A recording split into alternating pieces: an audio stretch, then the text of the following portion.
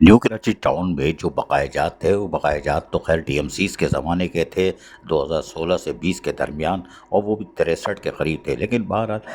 الخدمت کے چیئرمین محمد یوسف، vice chairman Shoaib بن ظہیر نے باقاعدہ کہا تھا کہ ہم بقایا جات کی ادائیگی کریں گے، اور 4 بقایا جات ایریئرز کو باقاعدہ پاس کر لیا گیا تھا، 2 ایریئر دے دیے گئے تھے، 2 ایریئر باقی تھے۔ تاہم ہمارے ذرائع کے مطابق اب جو مئی میں تنخواہ ہونے والی ہے، کل پرسوں تنخواہ ہو جائے گی، اس کے بعد تنخواہوں کے بعد 2 بقایا جات جو پرانے دفن ہو چکے تھے اور جو ناقابل